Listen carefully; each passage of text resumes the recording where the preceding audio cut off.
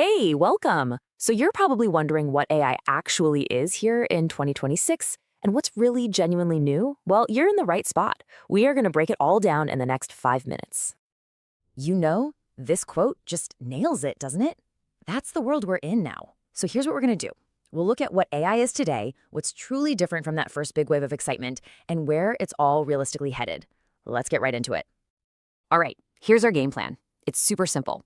First, we'll start with a basic definition, just to get us all on the same page. Then, we're going to explore the massive shift that's happened in just the last couple of years. And finally, we'll look at the trends and, the risks you really need to know about. I'll even point you to the research behind all this so you can see the data for yourself. Okay, let's start with the foundation. Let's forget all the hype for just a second. What are we really talking about when we say AI in 2026? At its absolute core, this is it. AI is basically a set of tools, right? They're designed to spot patterns in information and then use those patterns to either make a prediction or take some kind of action. Think about the spam filter in your email. Yep, that's AI. But you know what? So are those huge models that can draft an entire business report just from a single prompt. I find this simple little equation is the absolute best way to remember it. AI is just algorithms plus data plus goals. My working thought for 2026? AI is mainly a system that helps us humans think and act faster. It's not magic, not even close. It's just a really, really powerful tool. All right, now for the real core of this explainer. What has practically changed? What makes the AI of today so different from the AI of, say, just a few years ago? Okay, this right here, this is the crucial shift. We have moved from these single task tools, like an AI that could only identify cats in photos, to these massive foundation models. You can almost think of them like a general purpose brain.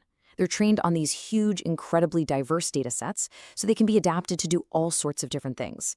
This was actually predicted by research on scaling laws, which basically found that just making models bigger with more data unlocked surprisingly new abilities.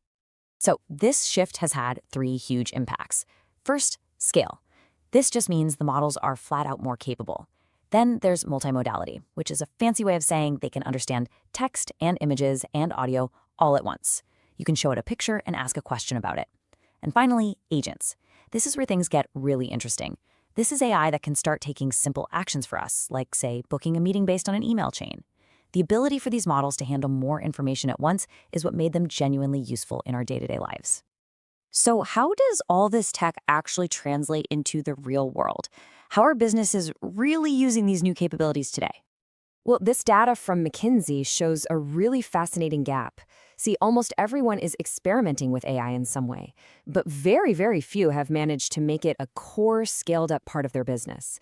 This tells us that moving from a cool little demo to real, measurable impact is a huge, huge challenge. The adoption is broad, for sure, but that deep value, that's still pretty hard to find. So where does that leave us? Let's look ahead for a minute at the 4 most important technical trends that are shaping the immediate future of AI. So based on the latest State of AI reports, these are the 4 big ones to watch. We're going to see more powerful multimodal models, but also a big push for smaller, more efficient ones that can run just about anywhere. The biggest change for us, though, is going to be agents. Systems that can actually chain tasks together to get things done.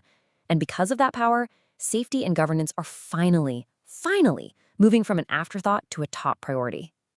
But of course, all this power comes with some real challenges. We have to ground our expectations in the reality of the risks and the limitations that we're facing today. The top 3 risks really boil down to these. First, reliability. The models can still just make things up. Second, misuse, for everything from misinformation to scams.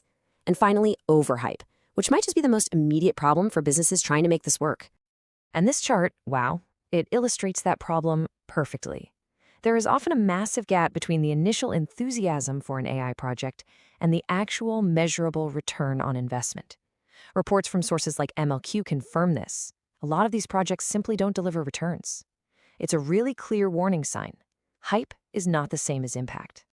This quote right here is the key to navigating all those risks. The smartest, most effective AI deployments treat it like a powerful assistant for a human, not a fully autonomous autopilot.